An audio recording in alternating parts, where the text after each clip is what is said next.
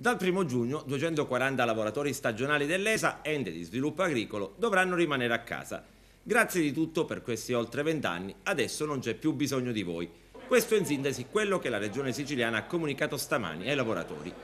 Un fulmine al ciel sereno perché appena 10 giorni fa all'assessorato regionale era stato raggiunto un accordo per stabilizzare queste unità lavorative. La situazione si è fatta drammatica e naturalmente, come era prevedibile, i lavoratori, spalleggiati dai sindacati di categoria, stamani si sono riuniti nella sede dell'ente e minacciano dure azioni di lotta. L'ESA con il suo direttore, dal momento in cui manca il presidente, agisce per conto proprio. L'assessore agisce per conto proprio.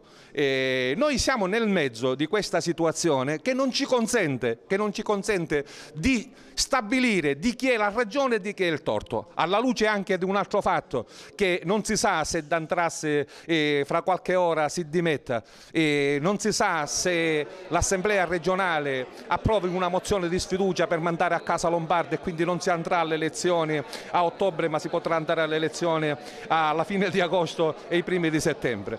Noi siamo qua che stiamo aspettando delle decisioni a livello regionale da parte delle segreterie per intraprendere delle iniziative, perché devono togliere immediatamente la sospensione e devono ripigliare i lavoratori dell'ESA a lavorare.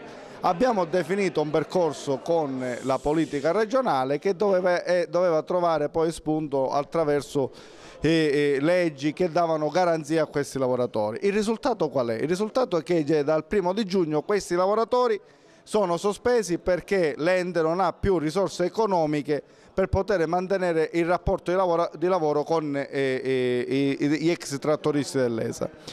Oggi siamo qui a manifestare contro questa scelta del governo della regione siciliana. Attendiamo da parte dei nostri segretari regionali quali debbono essere le iniziative da intraprendere sin da subito.